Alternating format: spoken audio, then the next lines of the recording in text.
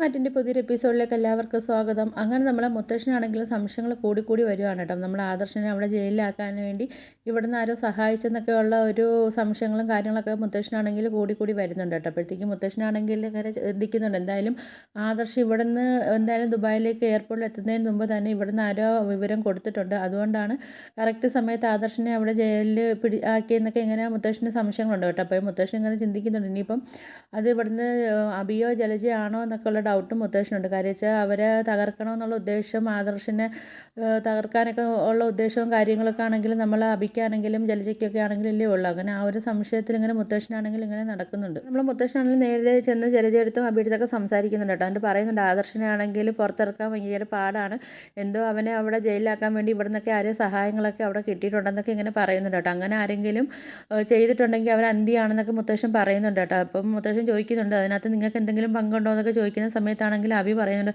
എന്താ മുത്തശ്ശൻ ഇങ്ങനെയൊക്കെ പറയുന്നത്, ഞങ്ങൾ അങ്ങനെയൊക്കെ ചെയ്യും മുത്തശ്ശൻ, ആദർശനാണെങ്കിലും ജയിലിലായതിൻ്റെ സങ്കടത്തിൽ ഞങ്ങളൊക്കെ ഇരിക്കുന്നതെന്നൊക്കെ ഇങ്ങനെ നമ്മൾ അബിയാണെങ്കിലും മുത്തശ്ശനാണെങ്കിലും വിശ്വസിപ്പിക്കാനുള്ള രീതിയിലൊക്കെ കള്ളത്തരങ്ങളൊക്കെ പറയുന്നുണ്ട് കേട്ടോ. പക്ഷേ നമ്മളെ മുത്തശ്ശനാണെങ്കിൽ അതൊന്നും വിശ്വസിച്ചിട്ടില്ല. മുത്തശ്ശനാണെങ്കിൽ ഇവർ പറയുമ്പോഴത്തേക്കൊക്കെ ഇവരെ മുഖഭാഗങ്ങളൊക്കെ നമ്മളെ മുത്തശ്ശനാണെങ്കിൽ ശ്രദ്ധിക്കുന്നുണ്ടായിരുന്നു. അങ്ങനെ നമ്മൾ അബിയൊക്കെ ആണെങ്കിലും പറയുന്നത് കള്ളത്തരമാണെന്നുള്ള ഒരു ഫീലിംഗ് ഒക്കെ നമ്മളെ മുത്തശ്ശനൊക്കെ വരുന്നുണ്ട് കേട്ടോ. അങ്ങനെ മുത്തശ്ശനാണെങ്കിൽ ശരി എന്നൊക്കെ പറഞ്ഞ് ഇവിടുന്ന് അങ്ങ് പോകുന്നുണ്ട് കേട്ടോ. ആ സമയത്താണ് നമ്മൾ അബി പറയുന്നുണ്ട്, ഓ കളവൻ ഇങ്ങോട്ട് വന്നത് കൊച്ചുമോനെ നമ്മളാരെങ്കിലും എന്തെങ്കിലും ചെയ്തോന്ന് അറിയാൻ വേണ്ടിയാണ് ആ കളവൻ ഇങ്ങോട്ട് വന്നതെന്നൊക്കെ പറയുന്നുണ്ട് കേട്ടോ. എന്തായാലും അവരാരും അറിയുന്നില്ലല്ലോ, എല്ലാം സൂത്രധാരൻ ഞാനാണെന്നുള്ള കാര്യം ഇവരാരും അറിയുന്നില്ലല്ലോ എന്നൊക്കെ ഇങ്ങനെ പറഞ്ഞിട്ടുണ്ട്. ആ സമയത്താണെങ്കിലും നമ്മൾ ആദർശ ജയിലിൽ നിന്ന് പുറത്തിറങ്ങിയ കാര്യമൊന്നും ഇവരറിയുന്നില്ല.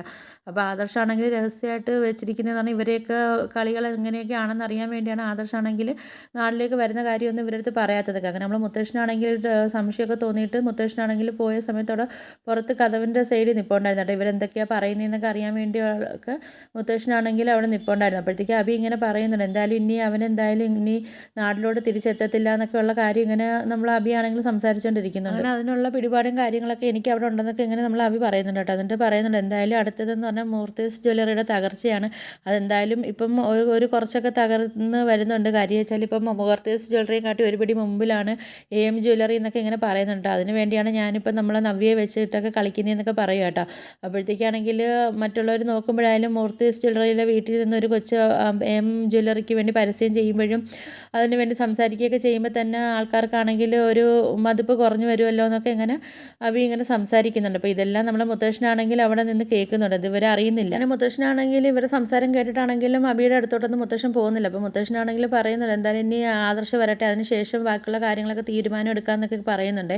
എന്നിട്ട് മുത്തശ്ശൻ ഇങ്ങനെ ചിന്തിക്കുന്നുണ്ട്, എന്തായാലും നീ തന്നെയാണ് ഇതിന് പിന്നിലെന്നുള്ള കാര്യം എനിക്കൊരു ഡൗട്ട് ഉണ്ടായിരുന്നു. അതിപ്പം മൊത്തത്തിലൊന്ന് തീരുമാനമാക്കാൻ വേണ്ടിയാണ് ഞാൻ ഇങ്ങോട്ട് വന്നത്. അതെന്തായാലും ഇപ്പോൾ എനിക്ക് നല്ലതുപോലെ എനിക്ക് മനസ്സിലായെന്നൊക്കെ പറയുന്നുണ്ട് കേട്ടോ. പിന്നെ ആദർശ് അല്ലടാ ജയിലിൽ കിടക്കാൻ പോകുന്നത് നീ ആയിരിക്കും എന്നേക്കും എന്നൊക്കെ മുത്തശ്ശൻ ഇങ്ങനെ പറയുന്നുണ്ട്. എന്നിട്ട് മുത്തശ്ശൻ പറയുന്നുണ്ട്, എന്തായാലും നിൻ്റെ കുഞ്ഞിനെയും ഭാര്യയെയും ഞാൻ സംരക്ഷിക്കുകയും വയ്ക്കുകയൊക്കെ ചെയ്യും.